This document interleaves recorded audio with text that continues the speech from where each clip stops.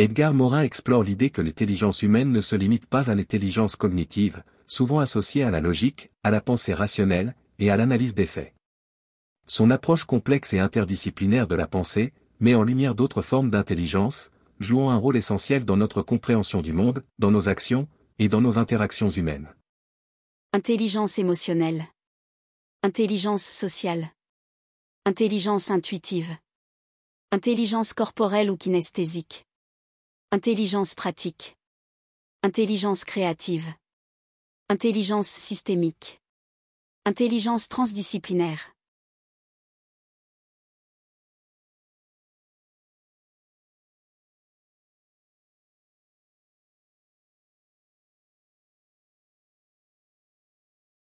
L'intelligence émotionnelle fait référence à la capacité de reconnaître, comprendre, et gérer nos propres émotions, ainsi que celles des autres. Morin considère cette forme d'intelligence comme cruciale pour naviguer dans les relations humaines, car elle permet de maintenir l'harmonie, de résoudre les conflits, et de faire preuve d'empathie. Là où l'intelligence cognitive est souvent froide et logique, l'intelligence émotionnelle apporte une dimension humaine, essentielle à la prise de décision, et à la gestion des interactions sociales.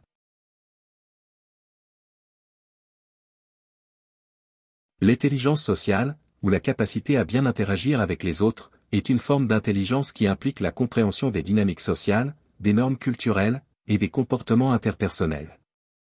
Morin souligne l'importance de cette intelligence, dans les environnements communautaires et organisationnels, où la coopération et la collaboration sont nécessaires pour accomplir des objectifs collectifs. L'intelligence intuitive se rapporte à cette forme de connaissance qui n'est pas nécessairement explicite ou rationnelle, mais qui provient d'une sensibilité accrue à des schémas, des impressions, ou des instincts. Morin défend l'idée que cette intelligence, souvent sous-estimée, est cruciale pour la créativité et la prise de décision dans des situations incertaines ou ambiguës. Morin reconnaît que l'intelligence n'est pas seulement un processus mental ou émotionnel, mais qu'elle peut aussi résider dans le corps. L'intelligence corporelle est la capacité à utiliser son corps de manière experte, que ce soit pour des actions physiques précises, comme les athlètes, les danseurs, ou les artisans, ou pour une communication non verbale. Cette forme d'intelligence est souvent intuitive, et reflète une connaissance implicite du corps dans l'espace.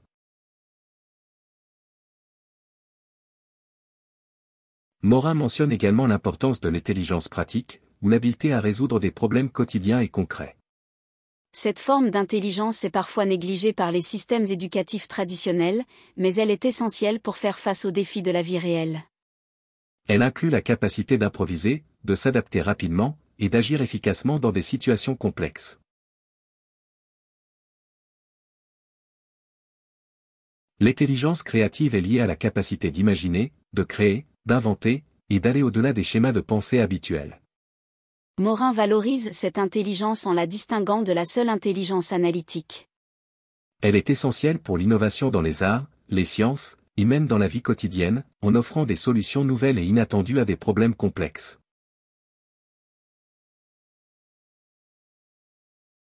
L'intelligence systémique, ou la capacité à comprendre et à penser en termes de système, est centrale dans la pensée de Morin.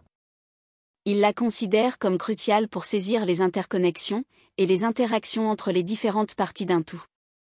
Cela permet de comprendre les phénomènes complexes, comme les écosystèmes, les systèmes sociaux, et les dynamiques économiques, en intégrant une vision globale et interdépendante du monde.